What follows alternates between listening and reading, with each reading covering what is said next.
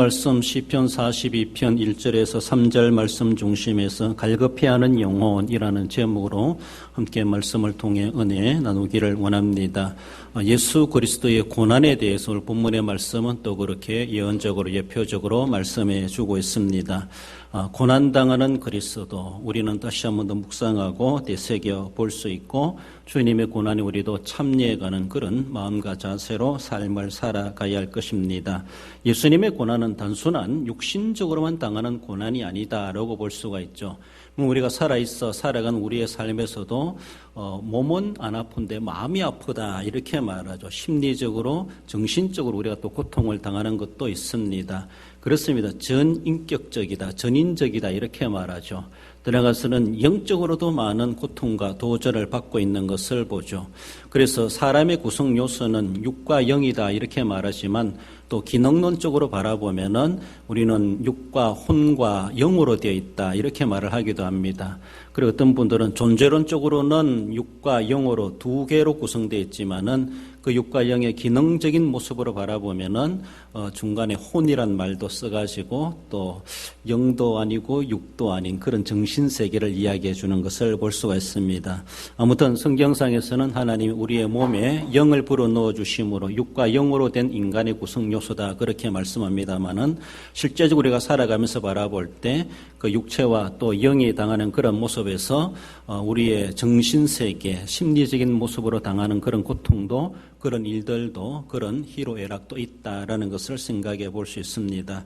예수님도 인간의 몸을 입고 오셔서 그저 인간적인 육체로만 고통당했다라기보다 마음이 괴롭고 힘들고 고독하고 외롭고 이런 것들도 늘 느껴가셨던 것이죠. 또 희롱당하는 그런 심리적으로 자존심 상하고 또 마음이 상해지고 분노를 느끼게 되는 이런 일들도 있기도 합니다. 어쩌면 또한 영적 싸움으로서 영혼이 당하는 고통이다라고 말할 수가 있죠. 그렇습니다. 우리는 늘 육신을 가지고 살아가지만 우리는 영적 싸움을 해가는 자들이다라고 생각하며 육신적으로 싸움은 질 수도 있지만 그러나 영적인 싸움에서 우리는 결코 져서는 안 된다는 사실 우리는 늘 기억하며 육신의 싸움은 양보해주고 져주기도 하지만 그러나 영적 싸움에 대해서는 마귀 사탄이기 때문에 결코 봐줄 일이 아니라 우리는 예수님의 이름의 권세로 이름으로 우리는 나아가 담대하게 싸워 이겨내야 한다는 사실을 우리는 생각해야 합니다. 본문의 말씀을 통해서 정말로 메시아가 당하는 고통이 어떤 고통인가라고 하는 것을 말씀하는데 상고해 봅니다. 먼저는 갈증의 고통을 말씀합니다. 1절에 하나님이여 사슴이 시냇물을 찾기에 갈급한 같이 내 영혼이 주를 찾기에 갈급하니이다.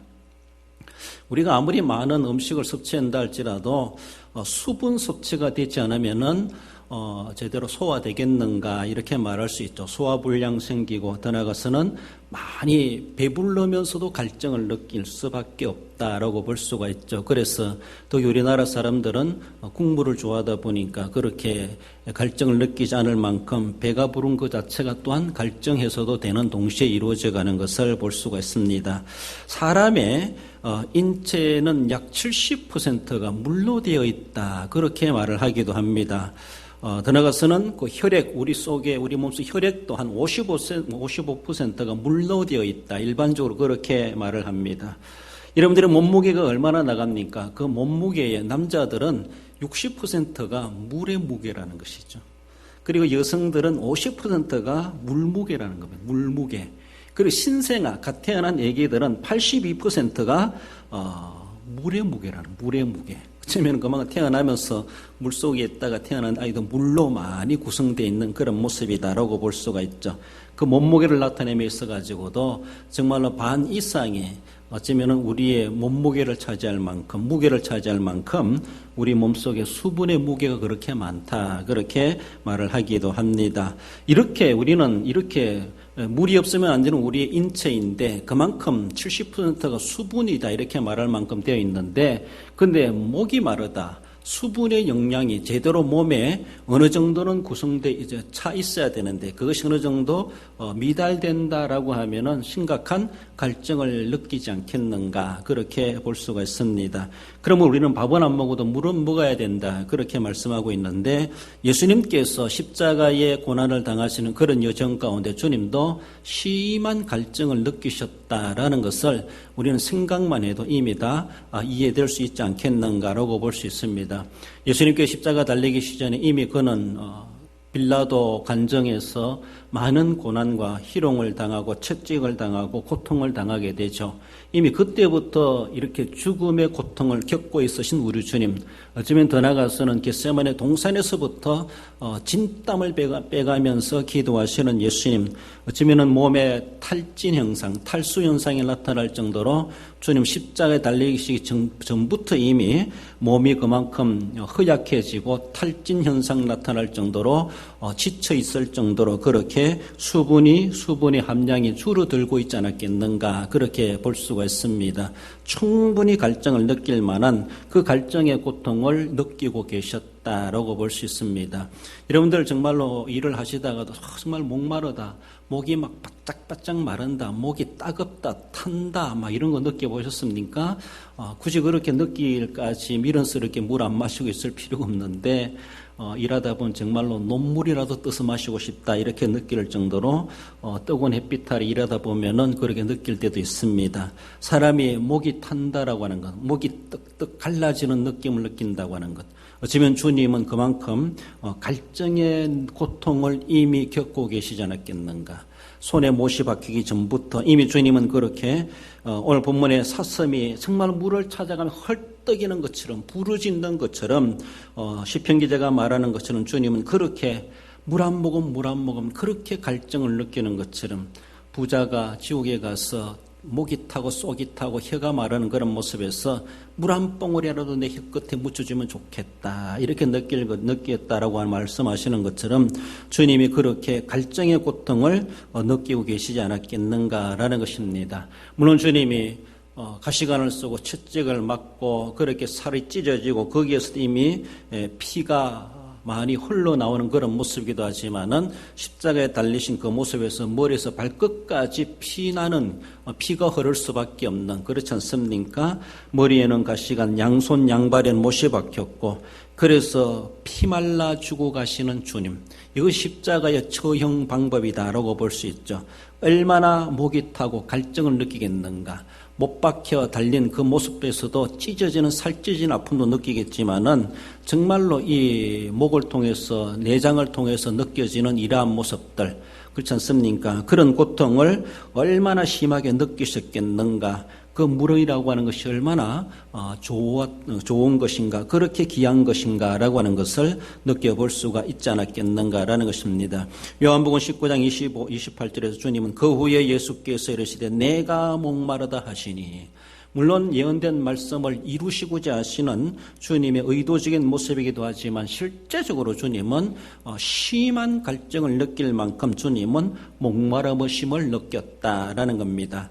예수님의 십자가의 고난은 갈증의 고통이라고 하는 것. 혹은 우리가 살아가면서 만분지일이라도 살아가면서 만분지일이라도 갈증을 느꼈을 때, 느낌을 받을 때 주님께서는 이거보다 수백 배, 수만 배 십자가에서 갈증을 느끼셨을 텐데 저건 아마 그렇게 해도 우리가 묵상할 수 있다면 얼마나 귀하겠는가라고 볼 수 있습니다.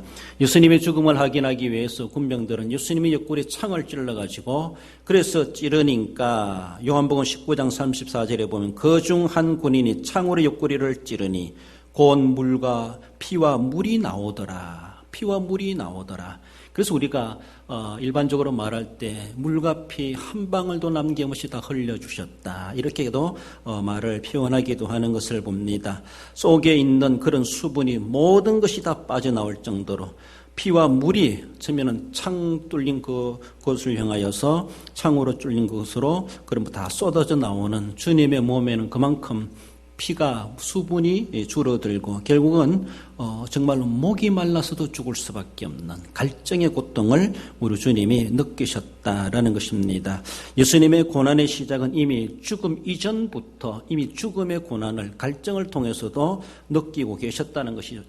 정말로 우리가 목말라 죽겠다 우리 쉽게 이야기하지만은 주님은 진짜로 목말라서라도 죽으실 수밖에 없는 안 그래도 다른 이유라도 죽음이 재촉되고 있었지만은 진짜로 주님은 목이 말라셔도 십자가에서 죽으시는 것이 아닌가 그렇게 볼 수 있을 만큼 주님은 그만큼 심한 갈증의 고통을 당하셨다라고 하는 것. 오늘 본문에 예언해 주시는 말씀처럼 주님은 그렇게 갈급함을 느꼈다라고 하는 것을 말씀하십니다. 결국 우리의 갈증을 해결해 주시는 분 하나님이시고 우리의 영적인 육적인 삶에 대해서 단비를 내려주시고 생수를 공급해 주시는 우리 주님이심을 우리는 늘 기억하며 우리를 위해서 생수로 임하신 주님이시지만은 주님은 진작 우리들을 위해서 정말로 그 물 한 방울에도 필요한 그 순간 어느 누구도 그에게 물 제공할 수도 없고 다 물과표를 쏟아가시면서 갈증의 고통을 느끼시는 그런 고난을 우리를 위해서 당하셨다라는 것입니다.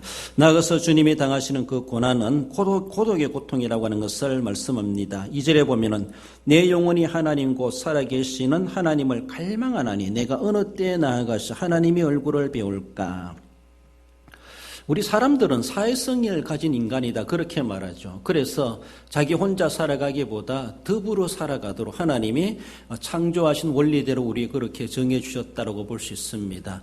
하나님이 아담을 지어놓고도 독처하는 것이 좋지 않게 보셨다 그렇게 말씀하셨죠. 그래서 최소한의 사회라고 하는 것은 그래서 부부를 이루어 가지고 가정을 이루게 하고 더 나아가서는 그 가족, 가문, 민족, 국가 이런 것들로 형성해 가도록 하나님이 그렇게 짝을 지어 주셨다라고 볼 수 있습니다. 우리는 사회적인 동물이다 이렇게 말합니다. 어울려서 살아가는 것이 정상적인 삶이고 또 어울려서 함께 그렇게 의좋게 살아가도록 하나님이 그렇게 지어주셨다. 그 창조의 원리대로 우리가 살아가는 것이 지극히 바람직한 모습임을 말할 수 있습니다. 함께 어울려 살아가는 그 자체가 도리어 불화가 될 수가 있고 분쟁이 될 수가 있고 갈등이 생길 수가 있고 차라리 내 혼자 사는 게 좋다 이렇게 그런 상황도 어쩌면 있을 수도 있겠지만은 원론적인 모습을 바라보면은 가족이든 부부든 또 친척이든 이웃이든 아는 사람이든 모르는 사람이든 함께 공동체를 이루어 살아가는 것을 하나님은 더 적극적으로 선호하신다는 사실을 우리는 알아가야 할 것입니다. 그러므로 이웃하고 있는 내 이웃에 대해서 우리는 한편에서는 고마움을 느껴야 됩니다. 내 옆에 살아주니 고맙습니다. 나와 함께 만날 수 있으니 좋습니다. 한 지역에 함께 살아가 주니 좋습니다. 그렇지 않습니까? 함께 어울려 살아갈 수 있다고 하는 것이 얼마나 귀한 것입니까? 우리는 고마운 대상으로 이웃을 생각해야 됩니다. 서로가 등지고 갈등과 분쟁과 응을거리라고 그렇게 이웃하도록 주신 것이 결코 아니라는 것이죠. 바로 서로가 알아주고 돕고 인정해주고 나누고 섬기도록 하기 위해서 이웃이라고 있다는 것이 이웃이라는 것이죠. 그러니까 이웃 사촌이다 이렇게 말할 수가 있습니다. 가까운 이웃이 먼 형제보다 낫다 이렇게 말하는 것처럼 이웃이간이라고 하는 것은 그만큼 좋은 관계로 성경은 그렇게 말씀합니다. 인생의 동반자입니다. 그렇습니다. 다급할 때 멀리 있는 아들 녀석은 올 수 없지만 옆에는 이웃은 나를 도울 수가 있습니다. 그렇습니다. 이웃이라는 것이 어쩌면 자식보다 낫고 부모보다 나을 수가 있고 가족 친척보다 나을 수도 있다. 이런 모습 속에서 우리가 함께 어울려 살아간다고 하는 것이 얼마나 귀한 은혜인지 모릅니다. 그런 의좋은 관계, 의좋은 이웃을 맺어가는 것은 그만큼 인생의 낙을 누릴 수가 있고 서로가 즐거움과 행복을 나눌 수가 있는 그만큼 인생의 보람된 삶을 살아갈 수가 있습니다. 그리고 어떤 분들은 이웃 때문에 아파하고 이웃 때문에 힘들어하고 이웃 때문에 고통을 느끼는 사람들이 있다는 것이죠. 여러분들은 이웃이 어떤 이웃입니까? 여러분들의 이웃에게는 어떤 이웃들이 있습니까? 차라리 없으면 좋겠다. 차라리 떠나가면 좋겠다. 나라도 떠나가고 싶다. 막 이런 마음 들 때가 있는 것이 우리의 모습이죠. 인간 사는 게 다 그렇더라고요. 제가 살아보니까.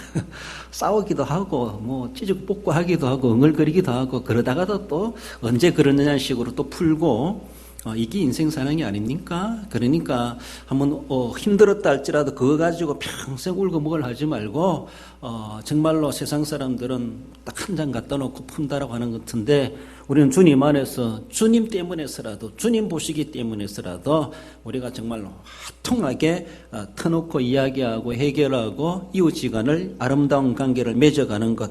여러분들 군중 속의 고독을 느낀다 이렇게 말하는 것처럼 얼마나 안타까운 모습입니까? 많은 사람들이 있는데 내가 거기에 고독한 고통을 느낀다고 하는 것이 얼마나 불행스럽습니까? 그 군중들은 하나님이 나를 위해서 붙주신 이웃이고 서로 나도 그를 위해서 덕을 세우고 유익을 주는 존재로서 이웃지간을 이루어가야 되도록 하나님이 주신 사람들인데 그 사람들 때문에 내가 아파하고 힘들어한다고 하는 것이 얼마나 불행인가 그런 생각을 해봅니다. 할 수 있으면 우리가 주님의 사랑 때문에서라도 그들 가운데 아름다운 관계를 맺어가야 할 것입니다. 예수님은 어쩌면 고난당하신 그런 모습 속에서 상당한 고독을 느끼셨습니다. 고독을 느끼실 만큼 그렇게 주님은 따돌림을 당하셨죠. 그렇지 않습니까? 장담했던 베드로도 부인해버렸습니다. 12제자들 다 도망가버렸습니다. 그렇게 믿었던 제자 유다는 배신해버렸습니다. 그렇게 오병이의 기적의 능력과 정말 호산나 찬송했던 그런 사람들이 십자가에 못 박으라고 예수님을 등 돌리고 있습니다. 그렇게 필요할 때는 나사렛 예수여 다윗의 자손이여 도와달라고 그렇게 했던 사람들이 예수님이 진작 도움을 요청할 때 예수님이 진작 도움을 필요로 할 때는 어느 누구도 돌아보지 않고 제자들마저도 다 도망가 버리고 수많은 사람들 군중 속에 고독을 느끼는 우리 주님의 고독 어느 누구도 예수님을 아는 체 하는 사람이 없었습니다. 예수님 앞에 나와서 물 한 그릇이라도 물이라도 도와주고 그렇게 격려해 주는 사람도 아무도 없었다라고 볼 수 있습니다. 수많은 사람들이 모였지만 그 사람들은 다 예수님을 향하여 손가락질하고 희롱하고 조롱하고 예수님 모른 체 하는 사람들로 예수님을 적대하는 사람들로 그렇게 둘러리 있었다라는 것이죠. 주님께서 그 많은 군중들 가운데 얼마나 고독한 고통을 느끼셨겠는가. 정말 자기가 조금 힘들고 슬프고 아플 때 누군가에게 이야기해 줄 수 있고 이야기 들어줄 수가 있고 알아주는 사람이 있으면요 아프던 몸도 안 아픈 것 같기도 하고 또 힘든 것도 힘이 드는 것 진도 반으로 나눠지는 것 같고 그런 정신적인 그런 심리적인 치료를 받지 않습니까? 그런데 어느 누구도 눈으로 보이는 데도 없고 마음으로도 같이 해줄 사람이 없을 때는 단순한 채찍을 맞고 단순한 십자가 무거운 짐을 지고 가는 그 이상으로 2배, 3배의 더 고통을 느낄 수밖에 없지 않습니까? 어느 누구도 도와주는 사람 없고 모든 사람들이 막 손가락질하고 비방하고 희롱하고 말하는 그 무게는 십자가 무게만큼 더 이상 나갈 것입니다. 그 십자가에 못 박히는 고통 그보다 더 심리적인 정신적인 고통을 당할 것입니다. 주님의 고통은 단순한 육체적으로만 당하는 고통이 아니라는 것이죠. 정신적으로도 고통을 당하고 자존심 상하고 수치당하고 멸시천대당하는 이런 고통까지 주님은 당하셨다는 것입니다. 아무튼 주님은 고독의 고통을 느끼셨다. 우리가 살아가시면서 정말로 참 나도 외면당하고 소외당하고 많은 사람들이 나를 알아주지 않고 나로 하여금 분노케 만드는 그런 분노하고 고독하도록 만드는 그런 일들 나로 하여금 많은 사람들 틈에서도 우울하게 만드는 우울증 걸리게 만드는 그런 일을 우리가 혹여나 겪어보실 수가 있습니까? 그럴 때 우리 주님은 얼마나 고독하셨겠는가. 정말로 진작 주님이 필요로 했을 때는 아무도 눈에 띄지 않고 안다라고 하는 사람도 아무도 없고 그렇게 외면당하고 소외당하고 외로움과 고독 속에 홀로 나홀로 십자가를 지야만 했던 주님의 그 고독함을 우리는 생각해 갈 수 있어야 될 것입니다. 여러분들 오늘날에 와서 정말로 나라여간 그렇게 자존심 상하게 만들고 왕따시키고 소외시키고 외면하고 나라여간 그렇게 고독하게 만들면요 그 사람은 정신이 제정신이 아닐 수가 있습니다. 그래서 어떤 사람 오늘날에 그런 일이 있더라면은 살인사건이 벌어질 수도 있다 이렇게 말합니다. 한마디로 너 죽고 나 죽고 하자. 자기가 죽는 그 이상으로 고독함을 느낀다는 것이죠. 남을 죽이고 싶을 정도로 분노가 생겨난다는 것이죠. 참을 수 없다는 것입니다. 그만큼 내가 그런 일을 당한다는 것에 대해서 자존심 상하고 체면 떨어지고 고독함을 느끼게 하는 이것이 정말로 창으로 찔리는 그 이상으로 고통을 느끼는 것이죠. 나에게 비수를 찌르는 그 이상으로 느끼니까 다른 사람을 향해 나도 막 죽이고 싶은 마음, 그런 마음까지도 들 수가 있다. 살인사건까지도 벌어질 수 있는 원인이 될 수가 있다. 그렇게 말을 하기도 합니다. 우연찮게 어쩌면 잘못하면은 나도 모르게 큰 범죄자로 빠질 수가 있다라는 것이, 자기의 고독을 잘 관리해 가야 된다는 것이죠. 고독을 관리하지 못하면은 내가 무슨 일을 저지를지 나도 통제가 안 될 수가 있다고 하는 것을 그렇게 심리적으로도 말해주고 있습니다. 그렇게 견디기 힘든 그런 모습에 내가 정말로 의지하고 의존하고 그렇게 알아줘야 될, 알매 관계를 맺어야 될 사람들이, 그 대상자들이 남 모른다라고 했을 때, 나는 너는 모른다라고 했을 때 얼마나 안타깝겠습니까? 불러도 대답도 없고 부르짖어도 응답도 없는 그런 모습 속에서 모든 것이 다 무너지는, 모든 것이 다 포기되어지는 그 고통, 어느 하나 실마리 하나 정말로 지푸라기만큼이라도 소망을 가질 수 없는 그렇게 고독함을 느끼는 그런 모습. 우리 전에도 살펴보았지만 마태복음 27장 46절에 보면 읽어봅시다. 제9시쯤에 예수께서 크게 소리질러 이르시되 엘리 엘리 라마 사박다니 하시니 이는 곧 나의 하나님 나의 하나님 어찌하여 나를 버리셨나이까 하는 뜻이라. 그렇습니다. 십자가의 고독을 주님은 그 홀로 감당해 가셨다라는 것입니다.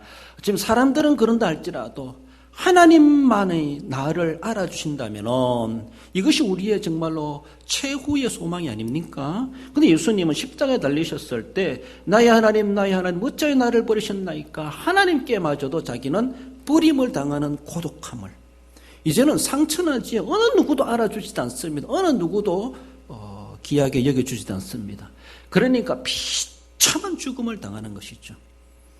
여러분들, 제가 요새 읽고 있는 책이 죽음에 관한 책을 읽고 있는데, 어떤 분이 석사학위를 하면서 노인의 죽음에 이런 관련된 책을 논문 쓴 거를 책으로 이제 발행한 걸, 옛날 나온 책인데 읽고 있습니다.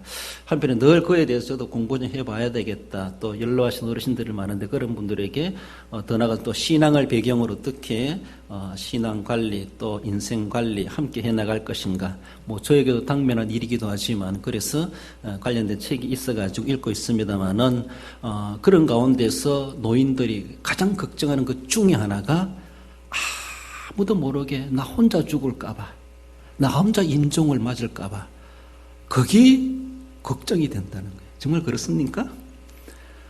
아무도 모르는 가운데 내 혼자 있다가 어느 누구도 나 죽음을 알아주지도 않고 보지도 않고 죽은 줄도 모르고 내 혼자 죽을까봐, 그것이 걱정이 된다. 그 중에 하나가, 걱정거리 중에 하나라는 것이죠. 정말로 자신의 아내 품에, 아들 품에 가족들이 다 보는 가운데 임종을 한다라면은 그 죽음이 덜 두렵겠죠. 죽음이라는 것이. 그렇죠? 그런데 그 죽음의 공포를 자기 느끼고 있는데 그 어느 누구도 손잡아줄 사람 없고 어느 누구 내 눈앞에 보이지 않고 자기 혼자 고독 속에 처절하게 두려움을 느끼며 죽음의 공포를 느끼며 죽어간다고 생각해 보세요. 죽음도 두려운데 혼자 있다고 하는 그 자체가 두려운 거예요. 그동안에 있었던 가족, 자식들은 다 어디 가버렸는지 가장 필요할 때 안 보인다는 것이죠. 가장 있어줘야 될 때 자기에게 아무도 없다고 하는 것이죠. 얼마나 고독하겠습니까? 그 고독의 죽음, 내가 그런 고독한 죽음을 맞이할까 두렵다, 걱정된다, 조사 내용 속에 그런 내용들이 나오더라라는 것입니다. 우리 주님이 그랬습니다. 차라리 아무도 없으면은 모르지만 많은 사람들이 있습니다. 하나님마저도 지켜보고 계신다고 생각할 수 있습니다. 그런데 모두가 다 등을 돌리고 있는 거예요. 보면서도 손가락질하고 있는 거예요. 보면서도 저주를 퍼붓고 있는 거예요. 그 죽음이 얼마나 고독하겠습니까? 차라리 눈이 안 보이면 좋은데 눈이 보이는 사람 치고 저런 은수들만 쳐져 있고 자기를 죽이는 사람들만 있고 자기 소리 하나도 알아주는 사람 없는 정말로 고독한 외로운 죽음을 당하신 주님의 십자가의 고난이다라고 하는 것. 엘리 엘리 라마 사박다니 어찌 나를 버리셨나이까. 그 버림을 당하는 고통, 소외당하고 무시당하고 왕따당하고 외면당하는 그 모습. 우리 주님은 어쩌면은 우리를 위해서 나의 죄 때문에 내 죄가 그만큼 고독하게 버려질 죄라고 하는 것에 대해서 그렇게 보여주고 있습니다. 그렇기 때문에 주님은 그런 죽음을 당하셔야만 했다. 십자가의 고통을 주님 당하신 고독의 죽음, 고독의 고통이라고 하는 것을 말씀합니다. 나아가서 갈급해하는 그 영혼은 주님의 고난은 멸시천대의 고통임을 말씀합니다. 3절에 보면은 사람들이 종일 내게 하는 말이 내 하나님이 어디 있노냐 하오니 내 눈물이 주야로 내 음식이 되었도다. 멸시천대의 고통이다. 멸시라고 하는 것은 다른 사람을 업신여겨 깔보거나 하찮게 여긴다. 천대라고 하는 것은 업신여겨 천하게 대하다 또는 함부로 취급하다 이렇습니다. 여러분들 내가 사람들에게 업신여김을 당하고 나를 하찮게 여김을 당했을 때 얼마나 자존심 상합니까? 나를 천하게 대하고 나를 함부로 취급한다는 것이죠. 그래도 내가 누군데라고 할 수 있는데 나라는 존재에 대해서 사람들이 함부로 취급한다는 것이죠.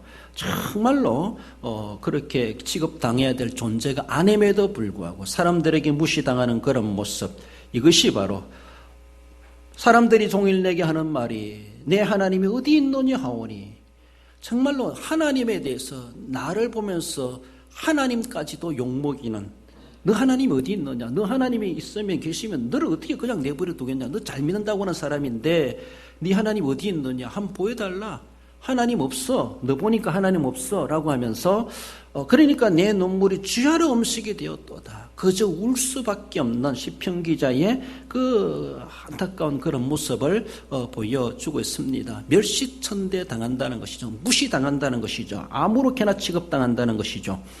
이런 모습 속에서 정말로 이런 것들이 내가 그렇게 당했을 때에 사람들이 나를 그렇게 무시하고 업신여길 때, 그러니까 살인사건까지 일어난다 그러죠. 어떤 사람이 왜 죽였느냐, 나를 이상하게 쳐다봐서요. 그래. 이상하게 쳐다봐. 왜 이상하게 쳐다보면 누가 이상하게 쳐다봐요? 제가 보니까 이상하게 쳐다보는 것이, 남들은 이상하게 안 보고 정상적으로 보는데 자기를 이상하게 보는 것 같고 째려보는 것 같고 뭔가 자기를 나쁘게 보는 것 같이 자기가 느끼고, 그런 모습 속에서 괜히 반감을 갖게 되고 적대 행위를 해가는 그런 모습. 그래서 저 사람이 나를 저렇게 취급한다, 내가 그렇게 당했다, 뭐 손으로 맞은 것도 아닌데 마음적으로 갈등적인 그런 모습에서 자기가 그렇게 업신여김을 당했다는 그런 모습에서 칼부림이 일어나는 이런 일들까지도 오늘날에 살벌한 그런 세상이 되어버린 것은 아닌가, 이런 일들이 일어날 수 있다는 것을 볼 수 있습니다. 예수님께서 정말로 골고다 산상에 십자가에 달리시기 전부터, 이미 그 전부터도 많은 고난의 연속이었지만은 실제적으로 주님의 어쩌면은 고난 주간의 한 주간의 여정으로 바라본다 할지라도 빌라도 관정에서부터 이미 군병들로부터 많은 그런 멸시천대, 함부로 취급당하기도 하신 주님의 고난을 우리는 생각해 볼 수가 있죠.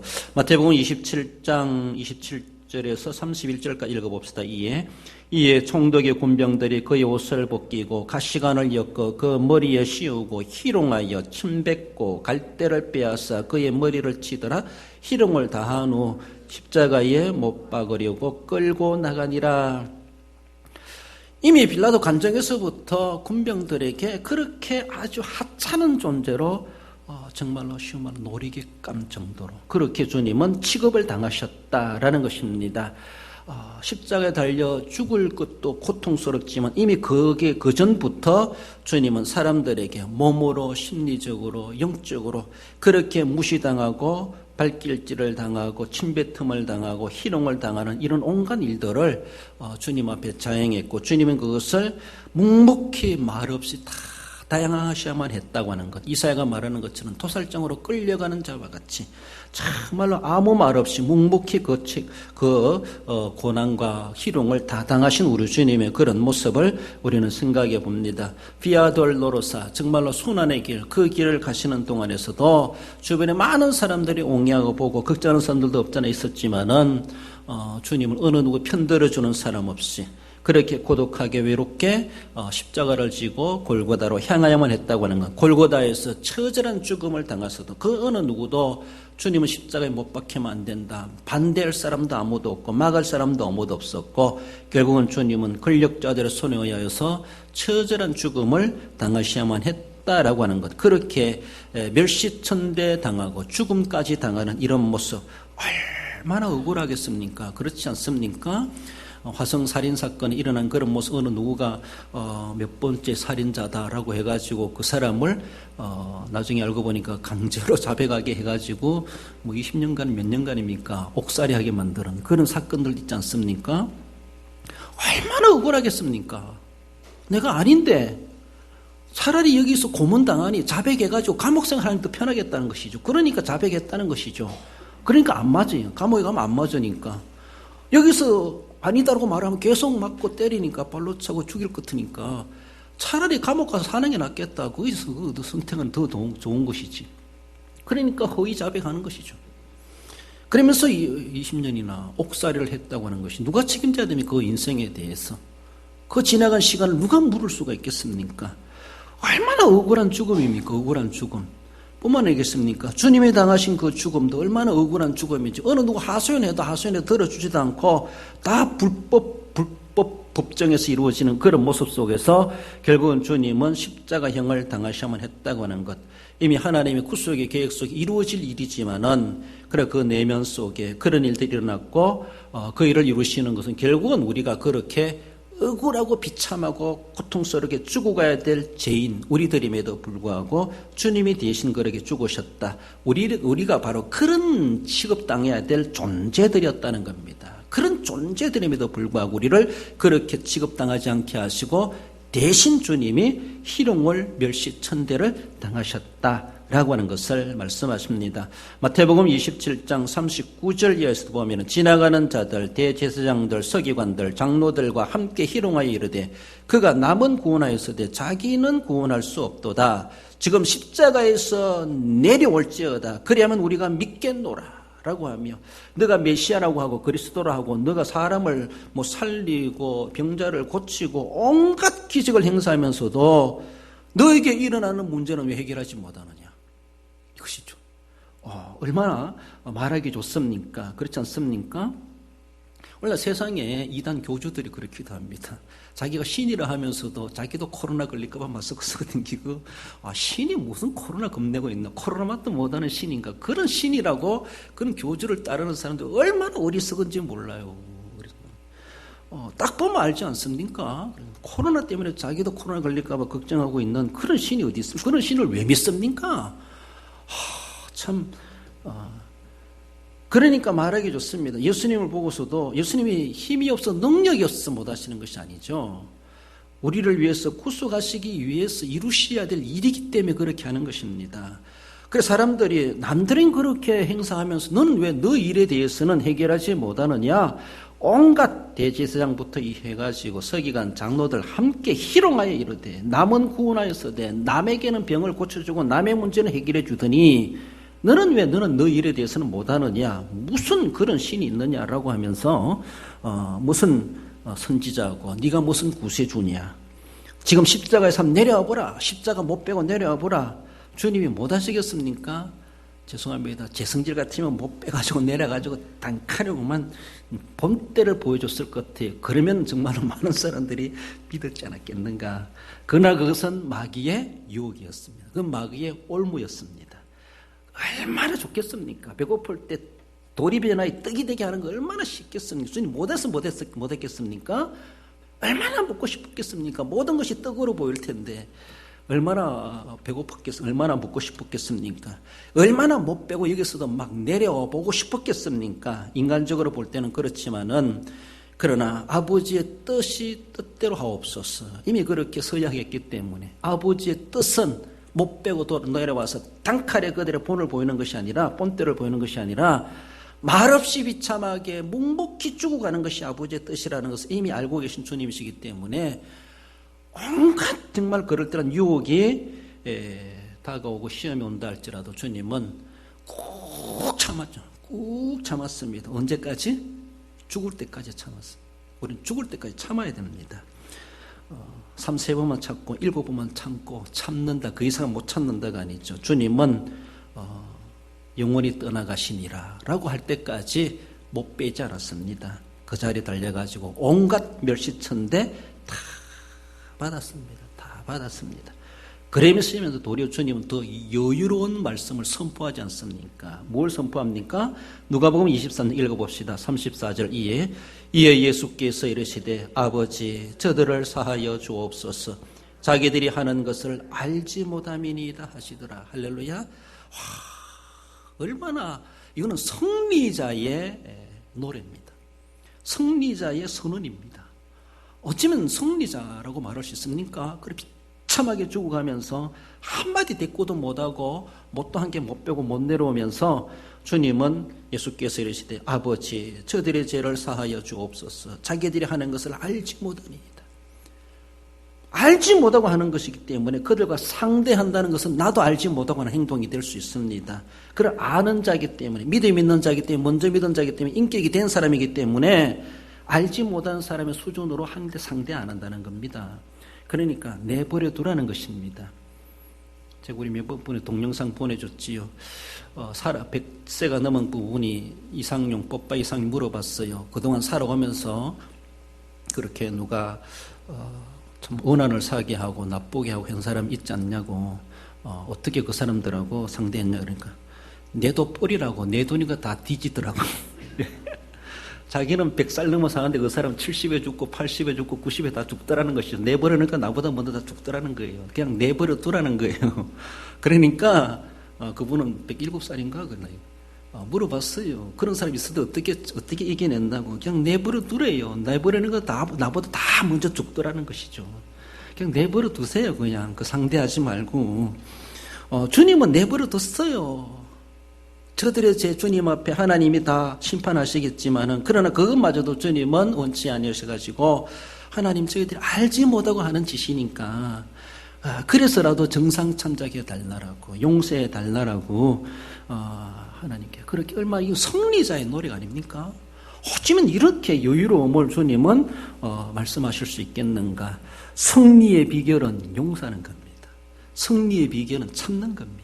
승리의 비결은 안 되면 그냥 내버려 두세요. 그러면 내가 승리하는 겁니다. 하나님이 해결해 주신다라는 것입니다. 우리가 더 적극적으로 할 수 있는 주님의 고난의 철을 우리가 맞이하면서 생각할 수 있는 것은 읽어봅시다.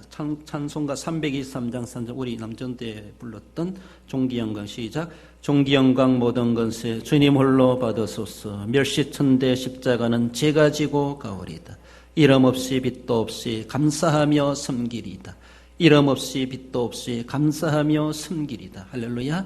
그렇습니다. 이제 우리가 이제 종기영광 이제 주님은 종기영광 받으실 주님이십니다. 나 때문에 멸시천대 받을 주님이 아니시라. 이제 내가 주님 때문에서라도 받을 십자가가 있고 멸시천대가 있더라면 제가 지고 가오리다. 이름 없이 빛도 없이 감사하며 섬기리다. 이름 없이 빛도 없이 감사하면서 적극적으로 멸시천대도 감내하며 받아가겠다라고 하는 이런 결단, 이것이 바로 승리자의 여유로움이 아니겠는가. 이것이 바로 하늘의 상급이 우리에게 보장된다는 사실을 기억하며 주님 가신 그 십자가의 길을 우리가 마다하지 않고 그 십자가 이제 내가 지고 주님 종기 영광 받아주시옵소서, 이런 소망을 가지고 믿음으로 승리 생활에 가십시다. 우리 결론적으로 읽어봅시다. 갈급해하는 영혼이지만 연속되는 고통을 감내해내야만 했던 그리스도 예수님을 묵상하며 그의 고난에 참여함으로 영혼의 갈급함을 해결해 주시는 은혜를 누리는 성도가 됩니다. 그렇습니다. 주님의 갈급한 고난은 연속되어지고 죽을 때까지 갈급함을 느끼며 죽을 때까지 고통을 느끼며 죽을 때까지 멸시천대 당하시면서 그렇게 십자가의 고난을 당하셨다는 사실을 기억하며 갈증, 고통, 멸시천대 끝나지 않으면 하나님 믿을 수 없습니다. 이렇게 하지 마시고 주님 믿으니까 나도 갈증을 느낄 수가 있고 고통을 느낄 수가 있고 멸시천대도 당할 수가 있구나. 이것도 또 하나의 일종의 주님의 고난이구나. 고난에 참여할 수 있구나. 언제까지? 나 죽을 때까지 당할 수도 있다 생각하시며 승리자의 여유로움을 가지고 도리어 원수들을 축복하고 용서를 선언해 줄 수 있는 그런 승리자로서 주님의 고난에 참여해 가시고 주님의 부활과 승리에도 참여해 가시기 합당한 그 은혜를 누리시는 우리 성도 모두가 되시기를 주님의 이름으로 축원드립니다. 기도하십시다. 우리 하나님 아버지, 은혜를 감사드립니다. 사슴이 시냇물을 찾기에 갈급한 것처럼 주님께서 그렇게 우리를 위해서 갈급해하고 갈증을 느끼고 고독해하고 멸시천대당하신 주님의 고난을 우리가 묵상합니다. 우리 주님, 주님의 고난, 바로 내 죄 때문에, 우리 죄 때문에 그렇게 당하셔야만 했다는 사실을 기억하며 우리가 주님 때문에, 믿음 때문에, 신앙생활 때문에, 교회 때문에 또 살아가면서 당하는 이런 작은 고난이 있다 할지라도 주님의 고난을 묵상하며 주님의 고난에 참여하는 가치와 의미를 가지며 묵묵히 우리 앞에 주어진 어떤 고난이라도 잘 감당해내고 결국은 승리해 갈 수 있는 우리 모든 성도들 되게 해주시고 진짜 승리자로서의 여유로움과 도리어 축복의 권세를 가지고 살아갈 수 있는 우리 성도들 되게 해 주옵소서. 한 주간 지날 때에도 주님의 날개 아래 주님의 장중에 주님의 품에 저희들을 품어주시고 주님의 보혈의 능력으로 저희들을 안전하게 감싸주시고 무탈하게 이 한 주간도 지내갈 수 있도록 우리 하나님 도와주옵소서. 객지 사방에 있던 우리 대항의 권속들까지 하나님께서 같은 은혜로 선교지 선교사님들까지도 함께해 주옵소서. 주님 감사드리오며 예수님의 이름으로 기도드리옵나이다. 아멘.